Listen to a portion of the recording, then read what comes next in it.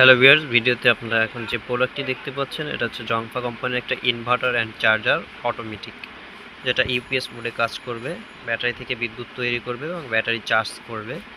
Current চলে গেলে automatically আপনি ব্যাটারি থেকে বিদ্যুৎ ব্যাকআপ পাবেন এটার মাধ্যমে। তো এই ডিভাইসটির সাথে এ ধরনের একটা ব্যাটারি ক্লিপ পেয়ে যাবেন ব্যাটারিতে সংযুক্ত করার জন্য, এবং একটি এসি কেবল দেওয়া থাকবে যেটা বিদ্যুতের সরাসরি সংযুক্ত হবে।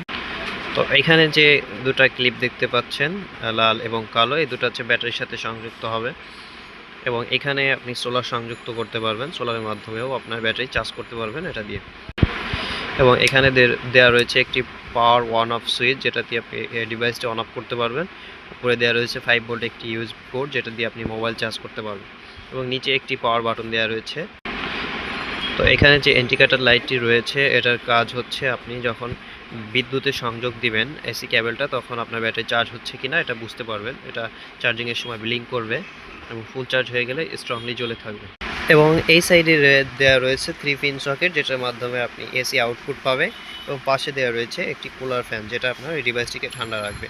এবং একটি পাওয়ার লাইট দেওয়া রয়েছে, একটি ফল্ট লাইট দেওয়া রয়েছে। কোনো কারণে আপনার ডিভাইসটি ফল্ট করলে বা ওভারলোড হয়ে গেলে এখানে লাল লাইট জ্বলবে। তো এই ডিভাইসটি দিয়ে আপনি 2টা ফ্যান, 2-3টা এলইডি লাইট অনায়াসে চালাতে পারবেন।